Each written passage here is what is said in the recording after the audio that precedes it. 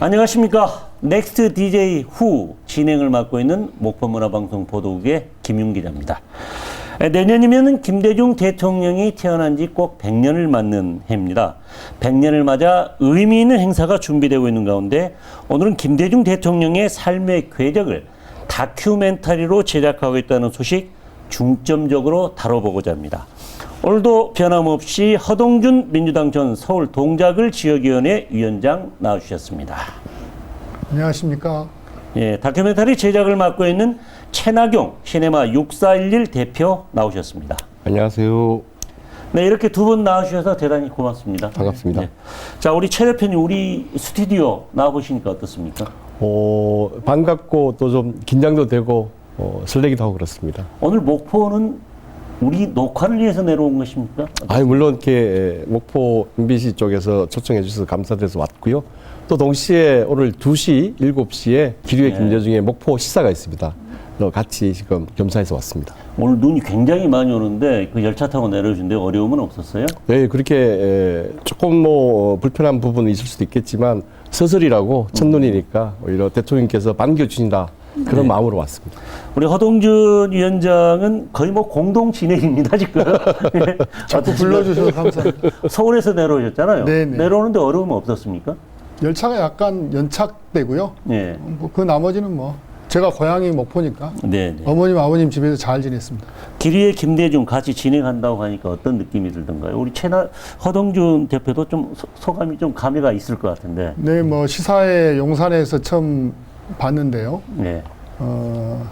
제가 살아온 시대 역사적인 경험이 일치한 부분도 있고요. 87년 6월 항쟁부터. 네. 그리고 그 전에 이제 대학에서 이 역사적으로 이렇게 그 공부했던 부분하고 대통령님이 살아오신 이 전반적인 정치적적 인생하고 네. 많이 이렇게 이 중첩되는 부분이 있어서 네. 마지막에 광주 망월묘역에 오실 때 그때 울컥해서 눈물 좀 흘렸습니다. 네, 알겠습니다.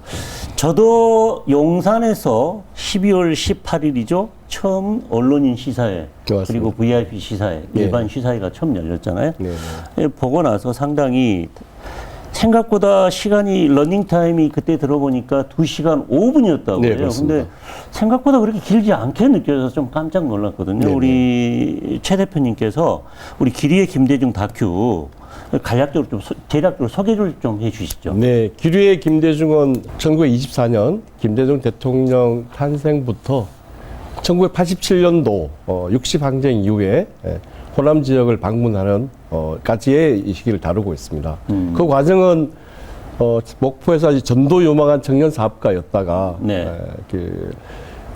이승만 정권의 정치를 보고 정치에 나셨다가 그 이후에 박정희 또 전두환 정권 속에서 투사로 일을 하시다가 다시 한번 미국의 망명을 거쳐서 정치인으로 돌아오는 과정을 다루고 있고요. 그 과정 속에서 정치인 김대중이 성장하는 어떤 스토리라고 생각해 주시면 될 것 같습니다. 예. 뭐 백문이 불여일견이라고 일단 좀 다큐멘터리 내용 잠깐 우리 최 대표님께서 가져온 영상이 있잖아요. 네네, 그렇습니다. 그걸 한 편만 먼저 보고 네네. 시작을 해볼까요? 네, 그렇게 하면 좋겠습니다. 1980년 서울의 봄 이후에 한신대에서 강연한 영상을 네, 그렇습니다. 발굴했다고. 네네, 맞습니다. 그거 잠깐 보고 이어나가서 계속 이야기 해보죠. 네네, 지금 나오는 거죠, 지금? 네네. 1980년 4월이네요. 네네. 네. 이 영상 길이는 어느 정도 되죠? 영상 길이가 전체적으로는 강연이었기 때문에 저희가 거의 한 1시간 이상 정도 강연인데 줄여가지고 한 3분 한 50초 정도 되는 것 같습니다. 야. 그런 사태는 지금도 계속되고 있습니다. 유신헌법 7년은 목소리가 정말 칸칸하시죠? 네. 독재와 영구주권의 민족 탄압의 그와 같은 국민에 대한 배신으로 이 유신헌법을 안정했습니다. 자기들의 반대파는 억지로 빨갱이로 몰고 올쏘올쏘한 소리가 계속 들립니다. 계속해서 얼서얼서 그러더라고요. 대한민국을 사랑하고 그때 50대 초중반 있을 때니까. 예. 억지 공산당으로 몰려자 이게.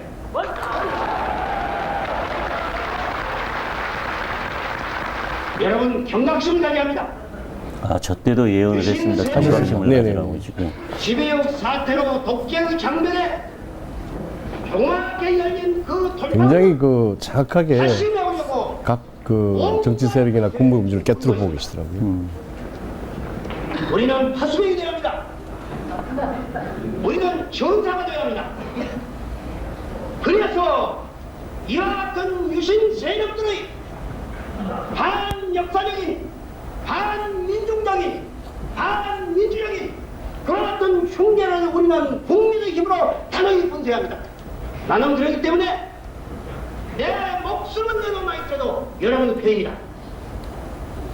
내가 대단히 외람된 말을 한 것 같지만 나는 국민을 위해서 여러분을 위해서 내가 목숨을 걸고 7년 동안 박정권과 유신하에서 싸웠습니다. 나는 유신의 어느 한 뒤에도 반지를 의미 없습니다. 벌써!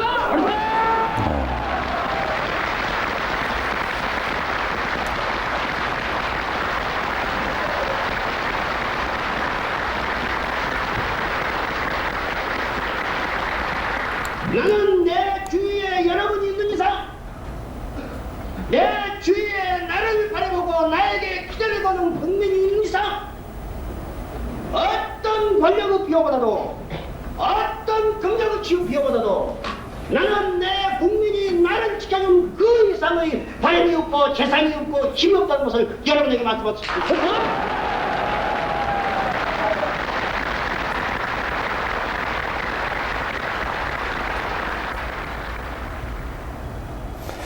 네, 지금 잠깐 한 3분여 가량 되는 그 1980년 4월 서울의 봄이 한창일 때 한신대 강연을 들었는데 여기서 전사, 파수꾼, 그 다음에 새로운 위험이 도사리고 있을 수 있다라는 예언자적 발언도 좀 나옵니다.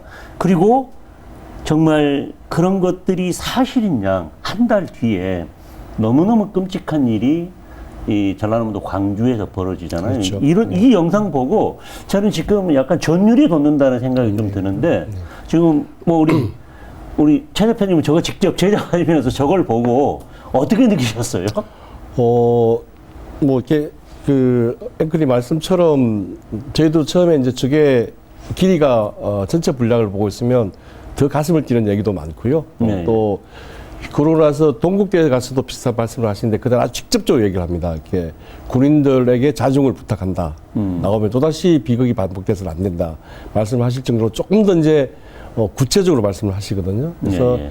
그 당시에 각 기관과 또 정치 세력의 움직임을 정확하게 파악하고 계셨고, 그리고 또 그에 대해 가지고 어떤 식으로 그걸 막고 민주화 운동 세력들이 또 혹은 정치인들이 제갈길 찾을 걸 아주 구체적으로 고민을 하셨다는 걸 알고 있어서 가지고 뭐랄까 이렇게 가장 현실을 정확하게 보시고 또 가장 정확하게 대안을 내시면서 움직이셨구나라는 생각을 했었습니다. 저 우리 허동준 위원장은 어떻게 보셨어요? 저 이야기를 듣고 1980년 4월 한신대 강연이란 말이에요. 네. 어떻게 들으셨어요? 저 내용. 김대중 대통령님이 이제 끊임없이 이제 대선 3번, 그 다음에 총선도 한 4번 정도 이제 낙선을 하시면서 정치를 시작했잖아요. 네. 근데 이제 정치를 계속 하시면서 시대 역사를 좀 바라볼 줄 아는 미리 선견지명이 있지 않으셨나. 그리고 또 하나 끊임없이 민주주의를 지키면서 민주적 질서에서 의회주의자의 모습을 계속 보입니다. 그래서 저런 이야기를 과연 그 시점에서 어떤 분이 할 수 있을까. 예, 예. 그런 생각도 많이 했습니다. 예, 지금 저런 것들을 보면은 김대중 대통령이 바둑에서 치면은 정말 고수 중에 고수, 한 20수 앞을 내다볼 정도의 그런 능력을 가지고 있지 않았나 하는 생각도 들거든요. 그렇죠. 네. 이게 대단한 능력인 것 같아요. 정말 그리고 한 달 뒤에 끔찍한 일이 벌어졌잖아요. 이런 빌미를 제공해서는 안 된다라는 식으로 정치권에도 뭐 학생들이야 그 시위라든가 이런 자연스러운 일이니까 정치권이 그런 것들을 부추기거나 그러면서 빌미를 주지 않아야 된다. 그런 경고성 메시지였던 것 같아요. 그렇죠. 예. 민주 세력이 그 진행되고 있는 현실에 대해서 예, 예. 좀 정확히 좀 잘 살피고 대응을 해야 된다. 왜냐하면 그 당시 그 군인들은 무력을 갖고 있는 집단이기 때문에 그렇죠. 국민들은 비무장한 집단 아닙니까? 네네. 국민들은 단결했을 때 힘이 나오지만 실질적인 무력 앞에서는 지금 이스라엘을 보더라도 네. 굉장히 끔찍한 상황이 올 수도 있잖아요. 네네. 그래서 그런 걸 보면 피를 흘리지 않으면서 국민들을 보호하면서 그 시대의 난제를 풀어가려고 하는 그런 뭐 대통령님의 고뇌가 있지 않았을까 하는 생각이 듭니다. 자, 우리 최 대표님. 네. 지금 기리의 김대중 잠깐 한 3분 정도 어떤 내용을 담고 있는지 봤는데 이거 제작에 어떤 감독을 했고 나레이션은 누가 했고 누가 글을 썼으며 그 전체적인 분량이라든가 이런 것들은 어느 정도 네. 편집이 됐는지 뭐 이런 것 좀 간략하게 좀 소개 좀 해줄 수 있을까요? 네네. 뭐 지금 감독은 민한기 감독이라고 중앙대에서 영화 다큐멘터리를 전공해서 가르치는 민한기 감독했고요. 민 감독은 학교에서 학생을 가르치는 또 교수이기도 하지만 그 이번 기류의 김대중 또 바로 앞에 그 노회찬 6411 또 그 외에 제주노트 등등 굉장히 많은 다큐멘터리를 만든 이렇게 훌륭한 그리고 네. 또 이렇게 자기 세계를 뚜렷이 가지고 있는 다큐멘터리 감독이고요. 네. 이번 지금 나레이션에 나오는 부분은 방현석 소설가 직접 써가지고 내일을 여는 집인가요? 그렇죠. 네. 내일을 여는 집 예. 등등 다양한 또 80년대 시대를 담은 소설을 썼던 작가이기도 하고 현재는 또 민한기 감독, 민한기 교수와 같이 같은 학교 재직하고 있는 동료 교수이기도 하고요. 최근에 범도 소설로도 맞네요. 범도. 범도로 또 장군에 대한 예, 범도를 같이 했던 와중에 또 이렇게 쓰시고 본인도 또 좀 그 얘기를 들어보면 그 방현석 작가의 아버님도 네. 울산인데 경상도에서도 그 동네에서 유일하게 김대중 대통령을 좋아하고 옹호하셨던 분이라는 또 스토리가 있어서 아주 이렇게 그 민한기 감독하고 방현석 작가는 중앙대학교 교수. 예, 또 교수도 동료 교수입니다. 여기도 중앙대학교 그러시네요. 중앙대학교 총학생회장 이게 출신 또 아닙니까? 이게? 제작을 맡은 명필님의 이현 대표도 예, 또 중앙대 맞습니다. 영화과라서 예. 뭐 중앙대학교가 짰습니까? 아, 꼭 그런 건 아닌 것 같은데요. 예술적 소양이 높은 대학입니다. 네, 알겠습니다. 그렇게 했었고 기획은 지금 정진백 회장이라고요. 예. 광주에서 김대중 추모 사업회를 꾸려가는 분인데 예. 2013년에 예. 처음으로 이제 그 넬슨 만델라 대통령의 다큐멘터리를 보고 예. 우리한테는 김대중 대통령이 있는 걸 만들어야겠다 생각을 하시고 이호 여사의 허락을 받고 이렇게 이제 제작을 쭉 진비해 오다가 예. 이렇게 여의치 않아가지고 완성을 못한 상태에서 2019년에 예. 민한기 감독, 이현 대표 저와 같이 이제 의기투합해가지고 본격적으로 시작을 해가지고 이제 드디어 기리의 김대중으로 여부를 만나게 됐습니다.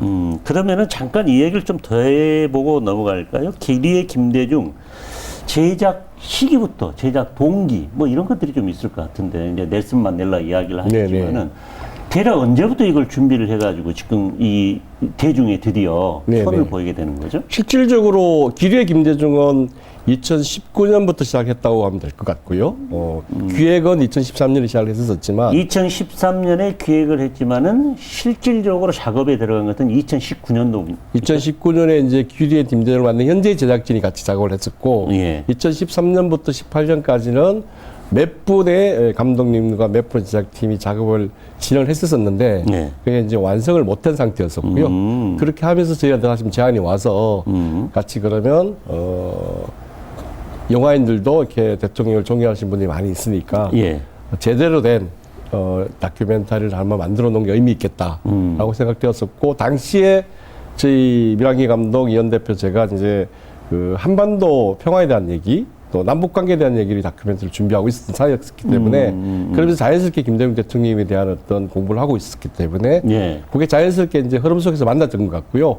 어쩌면 약간 운명적이라는 생각도 듭니다. 그렇게 시작했던 영화가 결국은 김대중 대통령 탄생 100주년에 맞춰서 개봉하는 걸 보면 10년 전의 기획이 몇 번의 우여곡절을 겪고 또 남북과 한반도 평화에서 공부하던 저희들에게 연결이 됐고 그렇게 해가지고 100주년 앞둔 내년 1월 10일경에 개봉하는 걸 보면 어쩌면 이 영화 자체가 좀 그런 운명과 숙명 속에 만들어진 거 아닌가라는 생각이 들기도 합니다. 네, 지금 제가 이 프로그램 만들기 전에 우리 대표님한테 물어봤어요.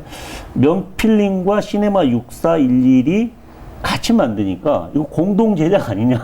라고 물었더니 공동 제작이라고 하기에는 좀 그렇다. 네. 제작이라고 해달라고 그랬는데 네. 명필님은 좀 그 영화가 유명한 영화들이 JS 뭐 JSA 그렇죠. 네네. 뭐 공동 경비구역이라든가 네네. 또 대중적인 영화도 많이 그렇죠. 만들었잖아요. 네네네. 근데 시네마 6411은 좀 낯설어요, 이름. 네네네. 이 회사도 좀 소개를 한번 해주시죠. 네, 시네마 6411은 제가 2017년에 노무현입니다 영화를 이제 제작 배급을 하고 다큐멘터리 전문 제작 배급을 하는 회사가 있었으면 좋겠다라고 생각을 하고 있던 차에 지금 이 규례 김대중을 만든 민한기 이현 대표랑 같이 노회찬 의원에 대한 다큐멘터리인 노회찬 641이라는 영화를 만들었습니다. 네. 그 만드는 중에 이제 노회찬 의원의 그 뜻과 또 정치에 대한 의미를 담고 있는 641 정신이라고 있습니다. 그 6411. 예. 버스 예, 그렇죠. 6411번 버스를 타는 사람들에 대한 얘기. 새벽 4시에 출근해서 예. 5시 반에 서초동에 가서 이름 없이 청소를 하는 청소 노동자들의 얘기를 담은 유명한 연설이 있습니다. 6411 정신이라고 그러는데요. 그래서 제가 그러면 제목도 노회찬 6411이지만 영화사를 시네마 6411로 만들고 노회찬 의원의 그런 생각과 뜻을 이 사회에 이름이 있지만 자기 이름으로 불리지 못하는 사람들의 얘기를 담은 영화를 만들었으면 좋겠다라는 생각으로 재단과 유족의 뜻을 허락을 받고 이제 시네마 641이라는 회사를 만들어서 네. 그 후에 다큐멘터리 전문 제작사 배급사를 하고 있고요. 그리고 그 이후에도 이제 이런 영화를 담은 것 뜻과 생각이 담긴 영화를 만들 생각을 가지고 있습니다. 네. 제가 또 자료를 쭉 보도 자료도 내셨어요. 그래서 쭉 찾아보니까 20테라바이트 분량, 그 다음에 1,700시간 동안 리뷰를 하고 뭐 5개월 동안 12시간씩 굉장히 많은 분량들을 가지고 했는데 자료 수집이라든지 이런 과정들 어땠습니까 혹시?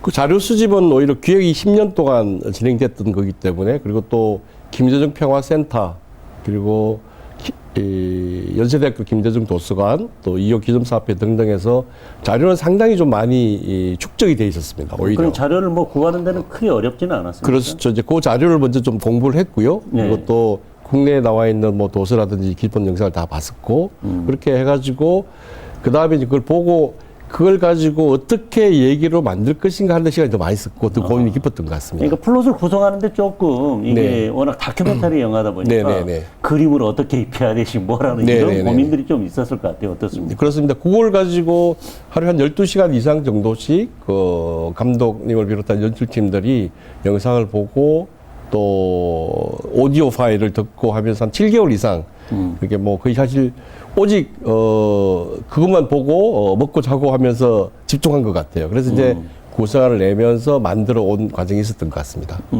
그래서 20대 같이 작업했던 조감독들이 이제 처음으로 김대중 대통령이라는 분을 이 작업을 하면서 알게 됐는데 네.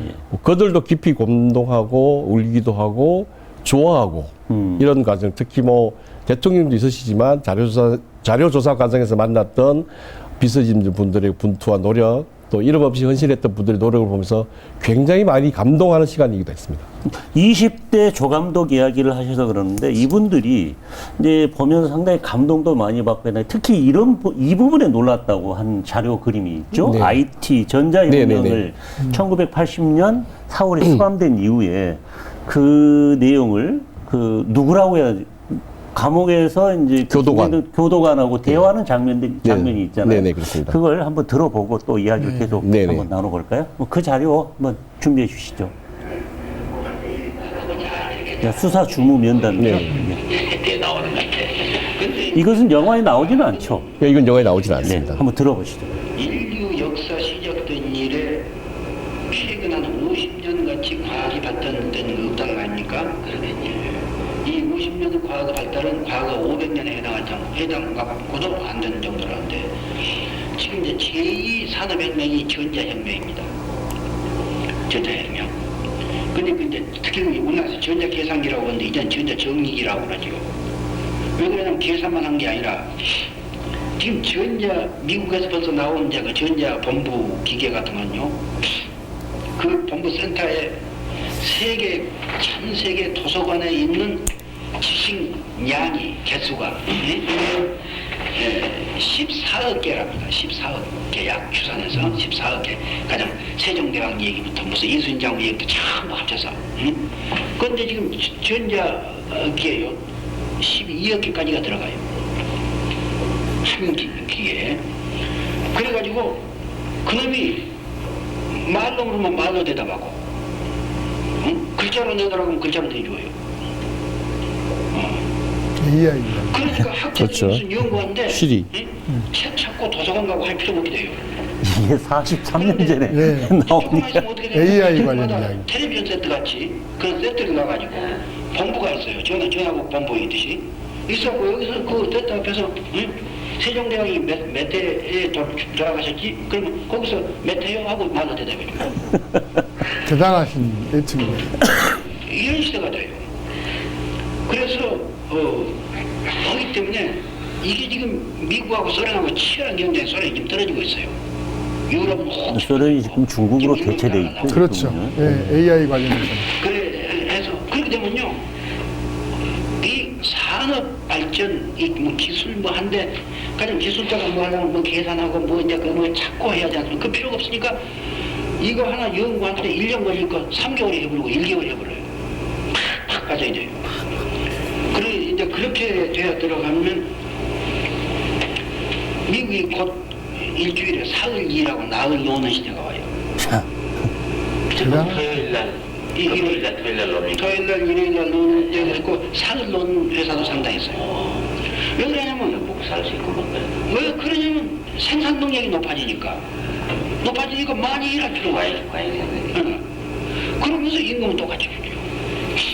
그러니까 이 공휴일, 국경일 이런 것까지 있지 않습니까?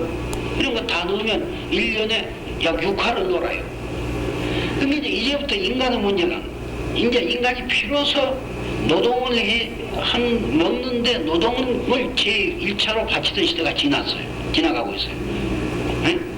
그러면 이제부터 인간은 여가를 어떻게 하느냐 하는 시대가 됐는데 여가를 그게 이제 대단한 인류가 특징. 하나 위기죠. 여가를 타락된 낭비된 그런 방향으로 보내냐, 그 정신적 향상, 을 가져는 그런 방향으로 보내냐, 이것이 지금 이제 이제부터 인류 앞에 주어진 과제예요. 그런데 그게 미국 얘기가 아니라 바로 우리 얘기예요.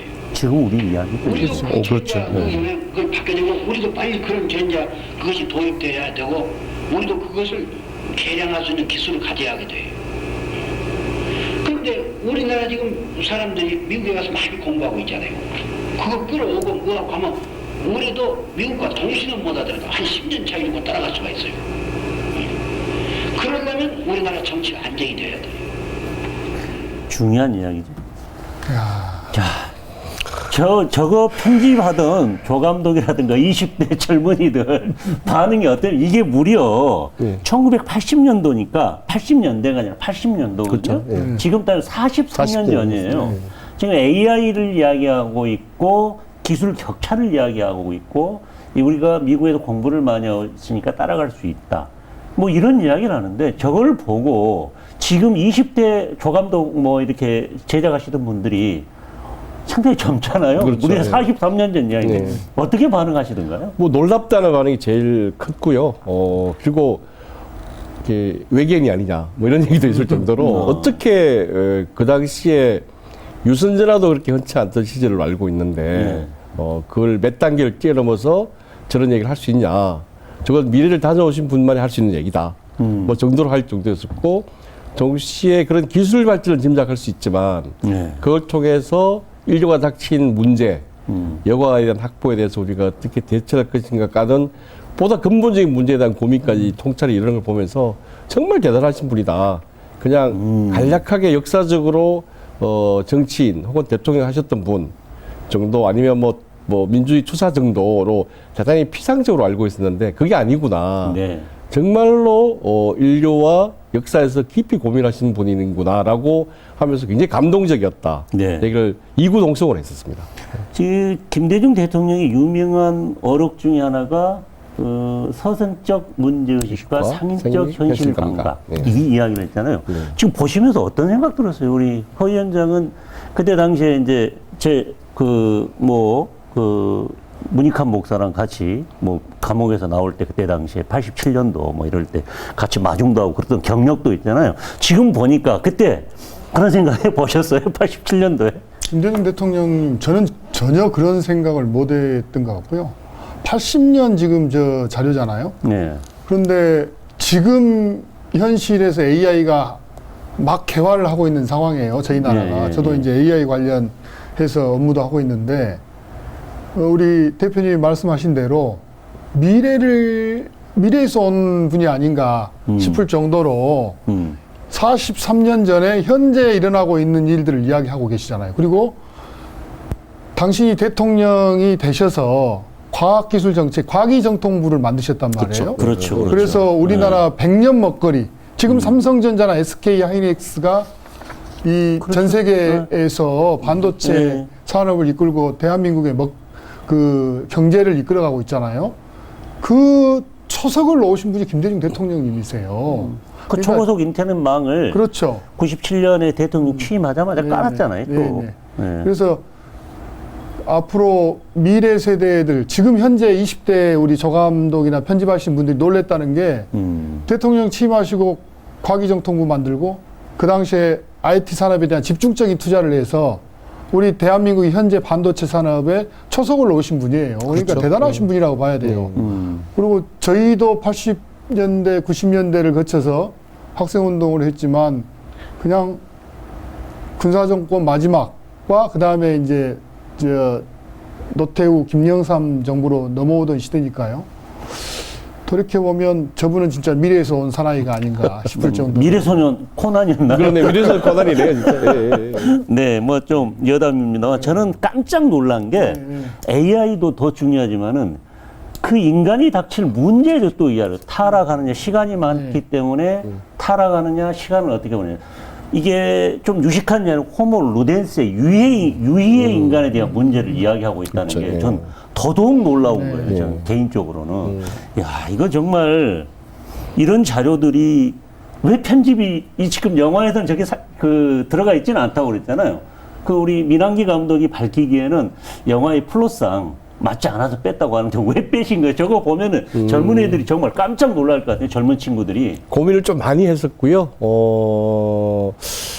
이제 영화의 본편 안에 들어가기 어렵더라도 그러면 이게 엔딩 크레딧에 올라갈 때 쿠키 영상이라고 그래가지고 할 수도 있지 않을까 생각도 해봤었는데 예, 전반적인 또 엔딩의 느낌이 광주에서 뭐 이렇게 정서적으로 흐르는데 조금 가보면 좀 다를 것 같고 그리고 또 뭐 아직은 저희가 확정을 못했습니다만은 이제 이번 기류의 김대중을 개봉을 하고 또 많은 분들이 좀 이렇게 성원을 해주시고 많이 보신다면 예.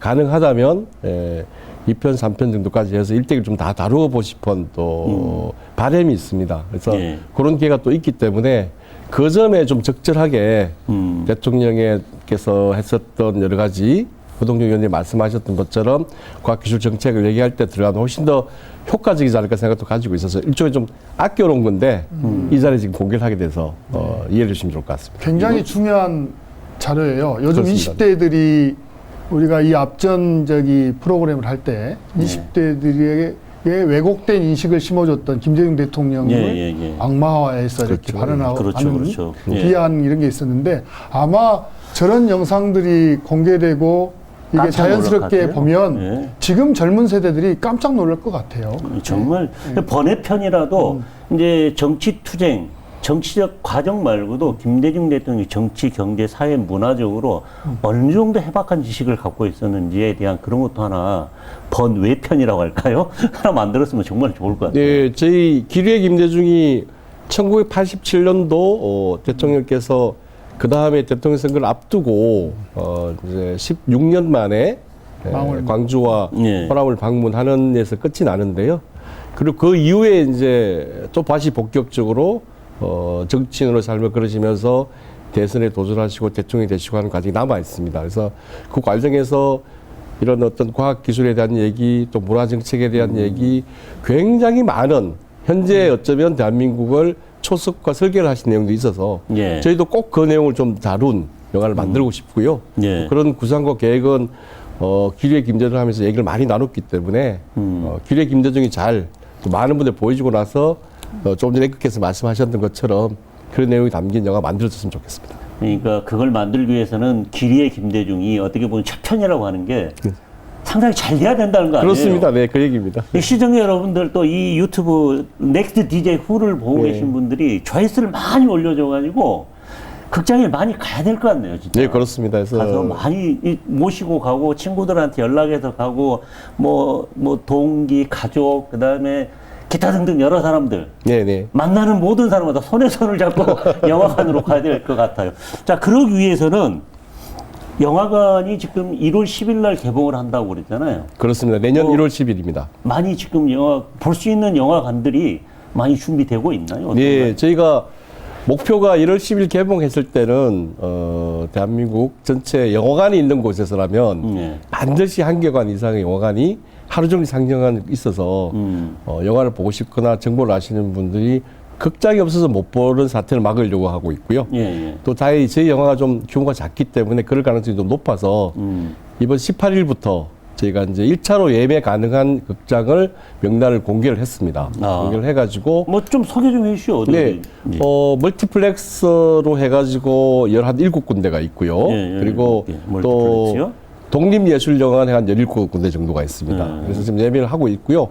가능하다면 이 방송이 나갈 때 저희가 좀 자료화면을 해서 이 QR코드 같이 찍으면 바로 연결될 수 있도록 하는 걸 해주시면 바로 지금 영화를 이 방송을 보시는 저희는 시청자들이 전달해 하실 것 주십시오. 같습니다. 그러면 네, 그렇게 하겠습니다. 할 수 네. 있도록 해드리겠습니다. 네, 그래서 1차로 예매가 좀 예매를 많이 해주셔서 매가 많이 되면 저희가 그 근거를 가지고 또 큰 극장들 뭐 네. 저희가 잘 아시는 CGV나 롯데나 메가박스 가서 기류의 김대중을 보고 싶은 분이 이렇게 많아서 벌써부터 3주 전부터 예매가 이렇게 높다라고 말씀드려서 또 2차로 더 많은 여관을 열어라 라고 부탁을 하면 또 그쪽 열어주시면 또 좀 더 예매를 높이고 네. 그렇게 하면 1월 10일 개봉 때는 전국 방방곡곡에서 원활한 시간대에 볼 수 있는 극장이 열릴 것 같습니다. 그래서 이 방송을 보시는 시청자들 분들께서 예매를 좀 해주시고 또 예매를 좀 널리 알려주시면 그게 곧 기류의 김대중이 2편, 3편을 만들 수 있는 지름길이 될 것 같습니다. 저는 또 이 영화를 서울에서 처음 시사회, 언론 시사회를 직접 가서 봤는데 보면서 좀 인상 깊었던 게 그 첫 번째 부인에 대한 이야기들이 좀 나오고요. 네, 네, 네. 또 그분들의 목소리가 네, 나왔던 그렇습니다. 네, 네. 것들, 처제의 목소리가 나오고 처남의 처남의 목소리가 나오고 그런 것들이 좀 인상이 깊었고 그것들은 그 뭐 직접 촬영을 하지는 않으셨고 자료가 있었던 거예요. 네, 그렇습니다. 그 김대중 평화센터에서 김대중 대통령의 이제 기록을 하기 위해 가지고 주위에 계신 분들에 대해 가지고 아카이빙 자료, 네. 네, 정정을 해야겠는데 김대중 평화센터가 아니고 김대중 도서관입니다. 아, 도서관입니까? 연세대학교 김대중 도서관에서 김대중 대통령님의 주변 분들에 대한 어떤 아카이빙을 하고 있고요. 그래서 뭐 같이 있던 정치인들, 가족들 하고 있는데 이제 그쪽에서 첫 번째 부인이었던 차영회 여사님의 처남이나 또 그 처제분들의 인터뷰를 했고 그분들의 이제 오디오 자료가 담아 있었습니다. 그래서 네. 그 자료를 저희가 보고 듣고 했고 상당히 저도 감동을 받았고요. 통상적인 관계에서 보면 우리 문화에서 이제 첫 번째 부인의 어떤 가족들이 긍정적으로 이렇게 얘기하기 쉽지 않다 생각하는 게 통념인데 아주 진심을 다해서 김대중 대통령님에 대해서 존경과 감사와 사랑을 가지고 있었고 또 그렇기 때문에 당시에 두 분의 사이가 어땠었는지 사랑하고 존경한 사이였다는 걸 짐작할 수 있었고요. 또 그 이후에 보였던 모습들도 아주 반듯하고 올바른 모습이기 때문에 그런 게 나오지 않았을까라고 짐작을 합니다. 우리 허 위원장께서도 서울에서 직접 그 육성을 들었잖아요. 네, 네. 좀 기억나는 대목이 있던가요? 저는 이제 우리 허 위원장도 선거에서 많이 떨어져 봤잖아요. 근데 처제가 오빠는 아니 그 형부는 맨날 떨어져 가지고 왜 언니 이렇게 고생시키느냐 뭐 이런 이야기가 나왔던 것 같아요. 제 기억에는. 혹시 부인한테도 그런 얘기 듣습니까? 혹시? 어떤 대목이 생각나시던가요? 난해한 이야기군요. 저는 이제 그냥 물 흐르듯이 이렇게 네. 봤던 것 같고요. 제 기억에 남는 거는 이제 이 고난과 역경 그리고 민주화의 지도자로서 이렇게 이렇게 바뀌어가는 과정 네. 그리고 그 당신에게 가해를 했던 가해자들에게 보복하지 말라라는 메시지. 그게 이제 그 요즘 정치에서 굉장히 각박해졌잖아요. 그렇죠. 근데 화해와 용서의 정신을 당신이 이제 몸소 그리고 이제 지금 이 기리의 김대중에는 안 나와 있지만 그러니까 당신이 대통령에 당선되고 충분히 다른 사람 같으면 복수전 할 수 있잖아요. 그렇죠. 근데 그런 걸 일절 안 하셨어요. 그리고 이렇게 다 끼안으시고 국민 통합을 위해서 한반도 남북한이 분단돼 있는데 지역 통합도 안 되면 어떻게 되느냐. 그래서 국민 통합을 위해서 본인께서 스스로 굉장히 왜 사람이 감정이 없겠습니까? 그렇게 죽을 고비를 몇 번씩이나 넘기고 그랬는데 그 박근혜 전 대통령을 대하는 태도나 자세 그리고 그 당시에 자기에게 가해를 했던 사람들이 살아 있었잖아요. 그럼에도 불구하고 일절 정치보복을 하지 않으셨거든요. 그걸 좀 현재 정치권에서 기억하고 어떻게 하면 좀 이 서로가 정치를 대화하고 타협하고 국민을 위해서 그리고 우리 민족의 분단 문제, 평화체제를 정착할 것인가에 대해서 좀 고민을 하는 그런 메시지가 저한테는 굉장히 많이 다가왔고요. 특히 광주 망월묘역에 가시면서 그 대통령께서 이게 얼마나 가슴 아파하시면서 우셨잖아요. 그러니까요. 거기에 이제 굉장히 제가 일체감을 느꼈는데 아마도 그걸 좀 보시면 많은 분들이 이해하실 수 있을 것 같아요. 저도 이제 학생 때 이제 그런 경험이 있는데 그 학생들이 굉장히 이렇게 제가 감옥에서 나올 때 울먹이면서 맞아주던 그런 경험이 있거든요. 예, 예. 저는 거꾸로 야, 저 사람들이 나 때문에 굉장히 고생했는데 그걸 다시 한번 반출할 수 있는 대통령님의 그 심정, 그 눈물을 흘리신 걸 보고 굉장히 저도 이렇게 울컥했습니다. 그래서 좀 저도 이제 같이 눈물을 좀 흘렸는데 한번 보십시오. 많이들 보시면 네. 저희 세대뿐만 아니고 많은 분들이 그런 정서적 일체감을 느낄 수 있을 거라고 봅니다. 저희가 18일 서울 그리고 광주 또 부산 오늘 목포까지 되는데 저희 영화에 후원하신 분들이 제가 직접 만나보니까 극장에서 예. 대통령을 기억하시는 60대 70대 분들도 계시지만 의외로 30대나 20대 분도 많이 있었어요. 그래서 예. 같이 영화를 저도 극장에서 같이 봤는데 뭐 말씀하셨던 망월동 장면, 또 5.18 장면, 또 대통령께서 혼자서 고독하게 감옥에서 편지 쓰는 장면, 이호 여사님과 편지를 주고받는 장면 같은 데서는 세대와 남녀노소를 불문하고 다 같이 눈물을 흘리더라고요. 그래서 이게 모두에게 공감을 일으킬 수 있는 이야기이고 또 모두에게 공감을 주는 삶이었구나라는 생각이 들어서 특정한 세대 혹은 특정한 분들만 볼 영화는 아니다. 모든 분들이 좀 봤으면 좋겠고 또 보면 똑같이 감동하고 정서를 느끼고 올 수 있는 영화라고 생각합니다. 저는 사실 이 영화 다큐멘터리를 보기 전에는 1997년 이제 수평적 정권, 평화적 정권 교체가 이루어졌을 때 그동안 우리 사회가 그 정권에도 심하게 오른쪽으로 기울어진 사회였잖아요. 근데 김대중 대통령이 당선되면은 좀 왼쪽으로 한번 기울어졌다가 가운데로 와야 되는 것 아니냐라는 생각을 많이 했었어요, 사실은. 근데 18일 용산에서 이거 시사회를 보고 나서 제 생각을 많이 좀 바꾸게 된 계기였거든요. 이분은 정말 어떻게 보면은 이제 종교가 또 카톨릭이었고 그렇죠. 예. 이제 그 그리스도 신앙을 갖고 정말 신앙인이었구나. 이분은 신앙과 정치가 이제 우리가 정교 일치는 아니고 자기 생활 속에서 본인 생활 속에서 그런 걸 실천하려고 얼마나 부단히 예를 썼을까 하는 느낌이 좀 오더라고요. 예, 저도 개인적으로. 이번 기뢰 김대중이란 영화를 준비하면서 뭐 새롭게 알고 또 새롭게 느낀 것도 많지만 대통령님의 삶에서 가장 새로웠던 것은 대통령이 가지고 있는 종교성 혹은 영성이었습니다. 영성. 예.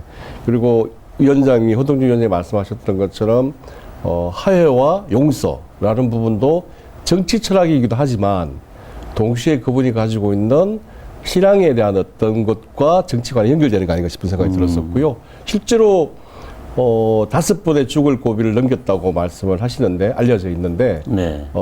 일본에서 납치되어서 수장당하기 직전에는 이제 내 삶을 하느님에 맡깁니다라고 하고 실제로 하느님을 맡았다는 얘기도 하시거든요. 그러니까 저 종교적 체험도 했다고. 예, 체험도 했다고 얘기를 하시잖아요. 합니다. 그리고 그 이후의 삶을 보면 항상 80년도 영화에도 나옵니다만은 80년도 전두환 정권에서 사형 선고를 받고 나서 하는 최후 진술에도 나를 이렇게 만든 사람들에 대해 가지고 용서를 해라.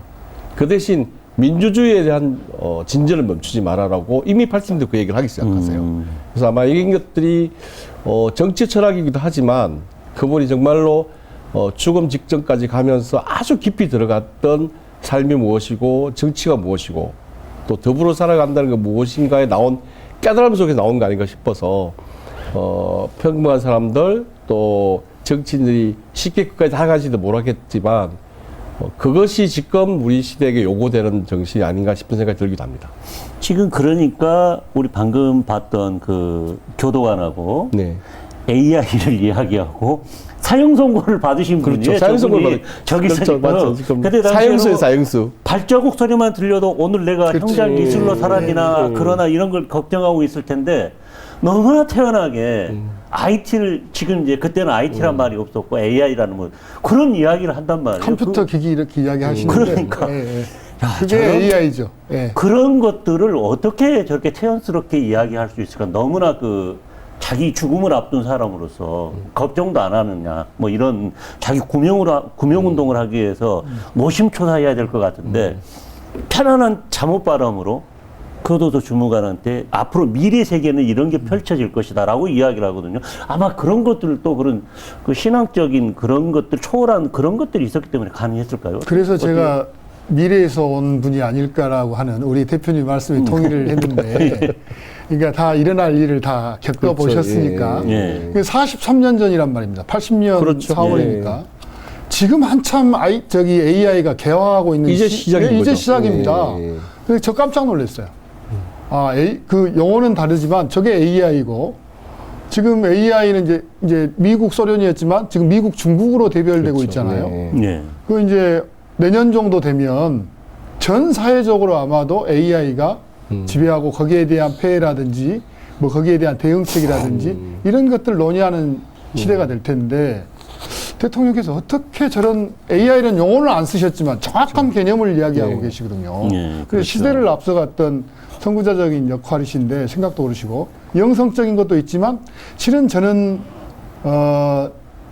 정치를 하시면서 그리고 탄압을 받으시면서 끊임없이 그 순간순간을 놓치지 않고 독서를 많이 하셨던 다독, 그리고 독서를 통해서 시대를 통찰하는 능력을 끊임없이 기르신 그런 배경이 있지 않나 이런 생각도 해봤습니다. 네.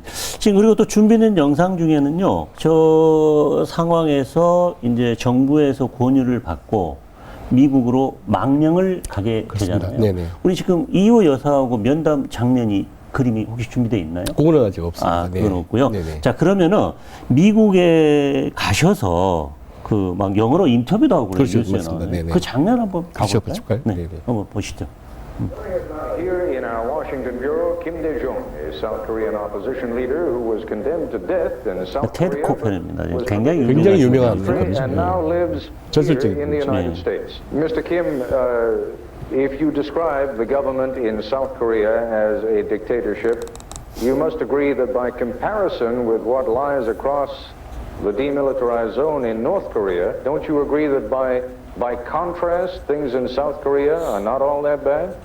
Security issue was most dangerous when we were in wartime from 1950 to 1953. But our people could enjoy freedom of speech except to support communism. And they could elect their president directly with direct voting. Mr. There Kim? is, wait, please wait. Surely. There is a 잠시 멈추라고 합니다. 지금 그거는 멋있지 않습니까? 예. 테드 코펜한테도 기죽지 않는. judicial branch and national assembly. But now, 30 years later, in peacetime, our people have lost all of this. How can security issue justify such suppression? 네. 지금 저 문제가 어떤 문제냐면은요, 지금 미국에 80년대 그 김대중 대통령이 미국으로 망명을 가서 할 수 없이 777일 동안 약 3년 이상을 미국에서 하면서 여러 가지 이제 인터뷰도 하고 강연도 하는데, 미국의 어떤 그 정치의 전반적인 문제는 남한의 공산화를 막기 위해서 안보가 중요하다. 그래서 민주주의는 잠시 후퇴할 수 있다라는 게 전반적인 네. 미국 정치계의 사상이었거든요. 맞아요. 근데 그게 아니다라고 하는 것들, 보편적, 한국의 특수한 상황이 보편적 민주주의를 갖다가 제어할 수는 없다라는 걸 설득하고 있는 장면이죠. 그렇죠. 네. 그렇습니까? 예, 맞습니다. 그러니까 김대중 대통령이 굉장히 논리적이시잖아요. 네. 지금 그 미국의 아나운서가 질문을 했는데 그가 그 민주주의를 잠깐 뒤로 할 수 있지 않느냐. 한반도가 분단돼 있기 때문에 안보 정상이 위급하고 예, 공산화가 될 수 네, 있으니까. 네. 그런데 우리는 가장 위험했던 때가 6.25 전쟁 시기였는데, 그때도 그 이후에도 민주주의 체제 하에서 선거도 했고 자유롭게 언론의 자유도 있었고 이런 이야기를 하시면서 미국 전체적인 뭐 정계 지도자들뿐만 아니고 전 세계 시민들에게 민주주의가 우선이다. 그 절차를 밟아가면서 안보도 강하게 이렇게 할 수 있는 거다라는 일관된 메시지를 말씀하시면서 설득을 하시거든요. 그러니까 그리고 이제 wait a moment 내지는 just a moment 이런 이야기는 굉장히 당신이 확신도 있고 그다음에 그렇죠. 논리적으로 설득할 수 있는 자신감도 갖고 계십니다. 영어도 굉장히 잘하시잖아요. 그러니까, 예. 저보다 언제 훨씬 영어를 배우셨대요, 저렇게? 독학하신 거죠, 독학. 감옥에서 예, 예. 80년대 전두환에 해가지고 감옥에 있을 때 그때부터 영어 공부하기 시작하셨대요. 대단하시죠. 아니, 근데 혼자 저렇게 한다고 딱 되나요? 그러니까 독학에서. 저게? 근데 일본어도 잘하신 거죠. 잘하셔요. 네. 일본에서 아니, 일본어 잘하는지는 알겠어요. 예. 그 일제 강점기 아, 를 예. 수석으로 입학하셨으니까. 예. 근데 영어도 저렇게 잘한다는 거죠. 그게 뭐 좀 외계인 맞는 것 같습니다. 깜짝 놀랐어요. 끊임없는 노력, 그렇죠. 그리고 예. 독서 네. 이런 거에 기반해서 그러니까 이제 범인들이 따라가기는 굉장히 영화에도 나오는데요. 미국에서 같이 이제 도와줬던 이건팔이라는 분께서 정언을 하신 바에 의하면 예. 그렇게 정언을 하죠.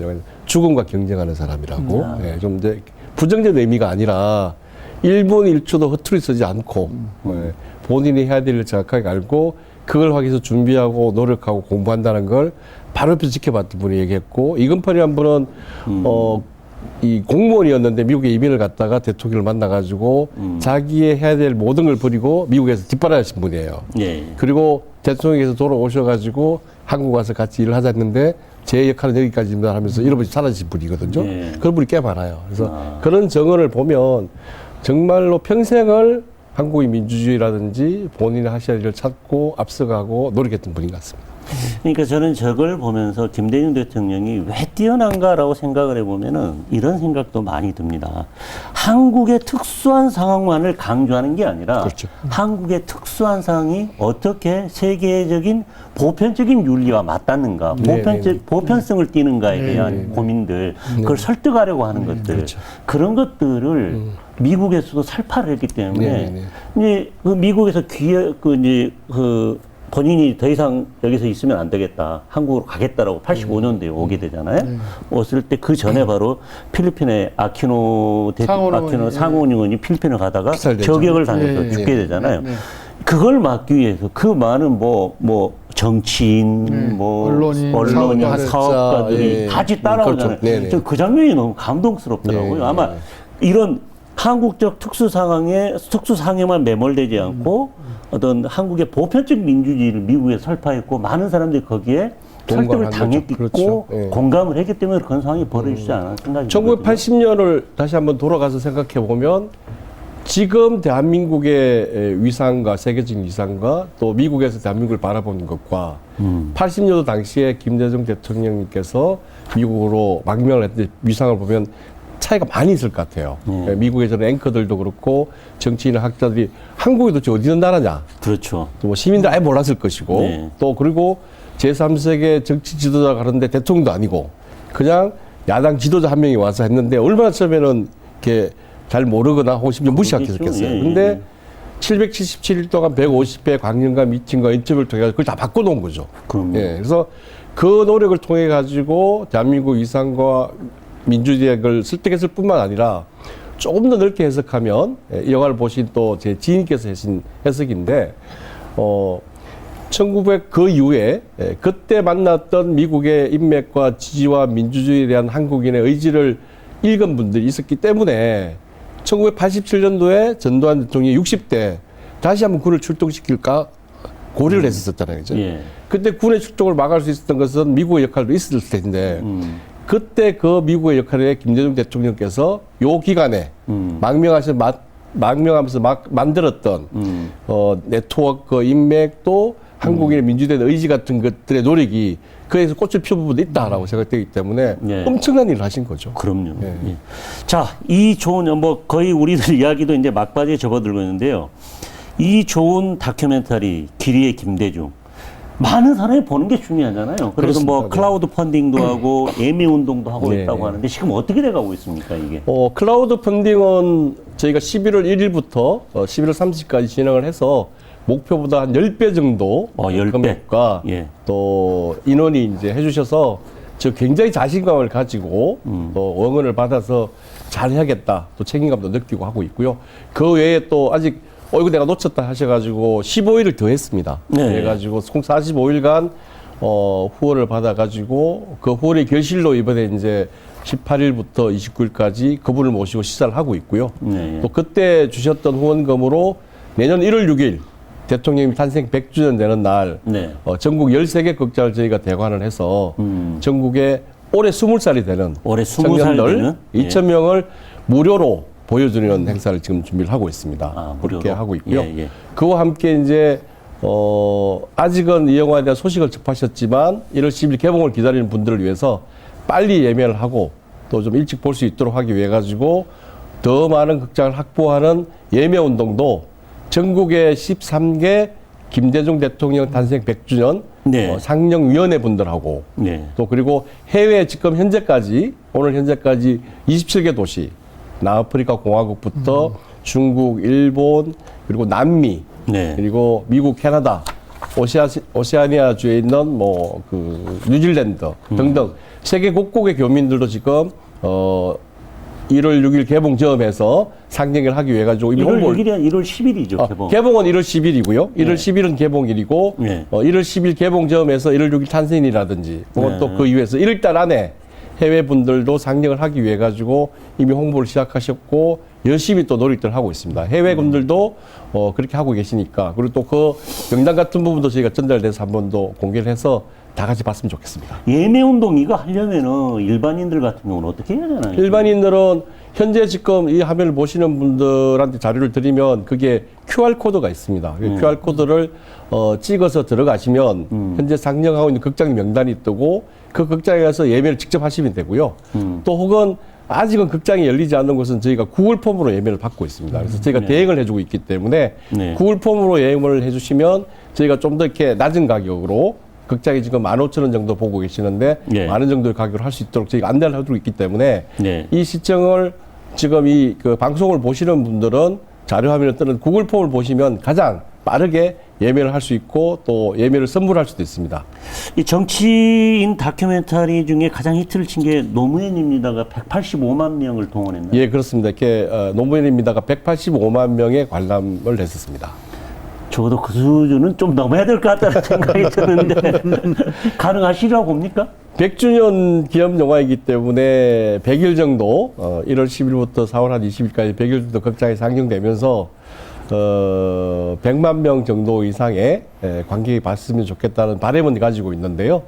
저희가 뭐 제작도 열심히 하고 또 극장도 확보하기 위해 가지고는 최선을 다했습니다만은 진인사인 것이고 또 나머지는 하늘의 뜻이 달려 있는데 하늘의 뜻도 움직이는 것도 또 사람의 힘이니까 방송을 보시는 목포 시민분들 또 대한민국 시민들께서 힘을 맞춰주시면 아주 불가능하지만은 아니라 생각합니다. 가능하게 만들어 주십시오.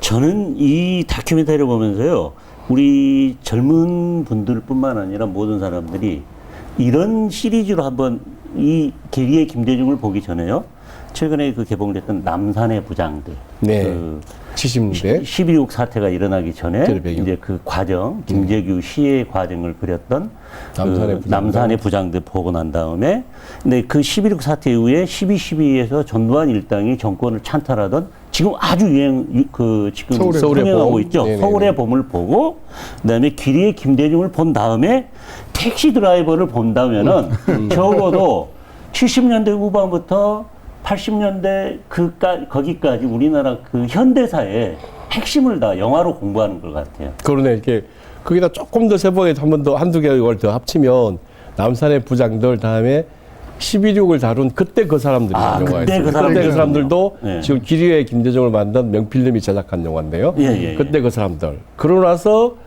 12.12 다뤘던 지금 서울의 봄. 서울의 봄. 서울의 봄 끝나고 저희 이제 기리의 김대중. 길이의 김대중. 그리고 이제 택시 운전사 혹은 화려한 휴가. 화려한 휴가. 5.18 예. 광주 민주항쟁을 다룬 부분이 있고 그러고 나서 1987이라고 1987. 60까지 다룬 영화가 있기 때문에 1987 시나리오 쓴 분이 네네. 목포 MBC PD 출신의 아, 그렇군요. 김경찬 PD가 네네네네. 퇴사를 했지만 네네. 퇴사하고 나서 그 시나리오를 썼어요. 아, 1987. 그러시군요. 네네네.